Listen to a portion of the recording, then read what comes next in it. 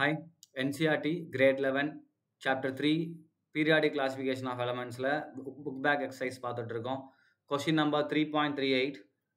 Consider the elements boron, aluminum, magnesium and potassium the correct order of their metallic character அப்படின்னு கேட்டிருக்காங்கப்பா.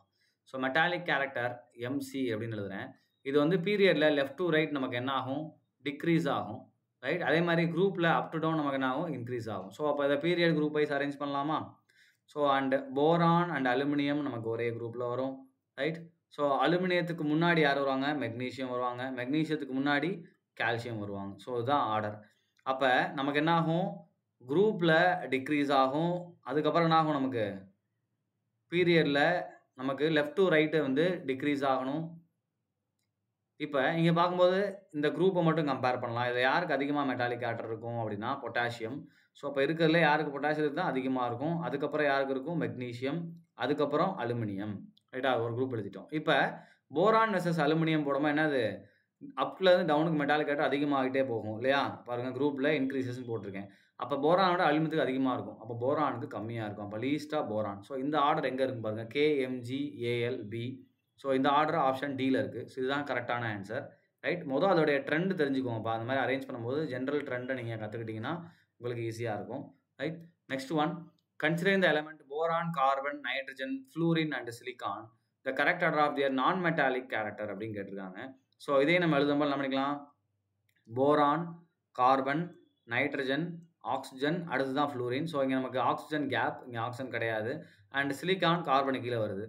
இப்போ நான் metallic character left to ரைட்டில் metallic character degrees ஆகும், அப்போ நான் metallic character increase ஆகும். அப்போ நான் மெட்டாலிக் கேரக்டர் இன்க்ரீசஸ் அப்படின்னு எழுதிக்கலாம். ஏன்னா மெட்டாலிக்கு அப்படியே ஆப்போசிட்டு. அப்போ என்ன கேட்டிருக்காங்க, யாருக்கு அதிகமாக இருக்குன்னு இருக்காங்க. அப்போ ஃப்ளூரினுக்கு இருக்கலே அதிகமாக இருக்கும். அப்போ ஃப்ளூரின். அதுக்கப்புறம் யாருக்கு இருக்கும், nitrogen. And fluorine and nitrogen. So அதுக்கப்புறம் யாருக்கு இருக்கும் அப்படின்னா கார்பன். ஏன்னா டவுன் த குரூப் நமக்கு என்ன ஆயிரும், நான் மெட்டாலிக் கேரக்டர் டிக்ரீஸ் ஆகும். இதுக்கு அப்படியே ஆப்போசிட், மெட்டாலிக்கு அப்படியே ஆப்போசிட்பா. அப்போ கார்பனுக்கு அப்புறம் யார் வந்துடுவாங்க, போரான் வந்துடும். போரானுக்கு அப்புறம் சிலிக்கான். ஏன்னா சிலிக்கான் தேர்டு பீரியடில் இருக்கிறனால நமக்கு என்ன ஆயிரும், அடுத்த பீரியடில் வரதுனால இருக்கிற லிஸ்ட்டாக வரும். இந்த ஆர்டர் எங்கே இருக்குன்னு பாருங்கள், FNC அண்டு BSI எங்கே இருக்குன்னு பாருங்கள், ஆப்ஷன் சியில் இருக்குது. ஸோ இதுதான் ஆன்சர், ரைட். இங்கேயும் நம்ம ஜென்ரல் ட்ரெண்ட் வச்சு சால்வ் பண்ணிட்டோம்.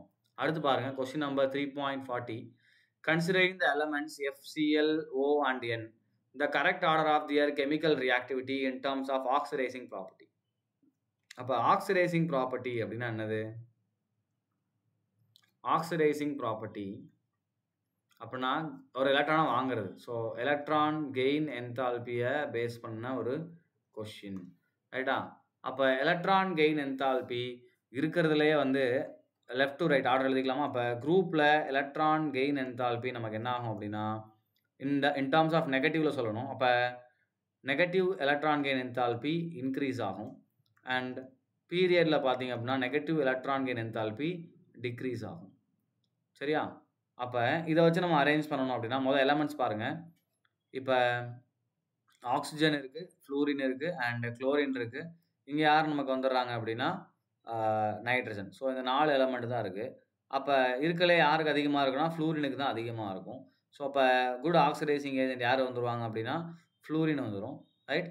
ஸோ அதுக்கப்புறம் யார் வருவாங்கன்னா ஆக்சிஜன். இவங்க 2 பேருமே அடுத்தடுத்து வருவாங்க, 2 மோஸ்ட் எலக்ட்ரான் நெகட்டிவ் எலமெண்ட்.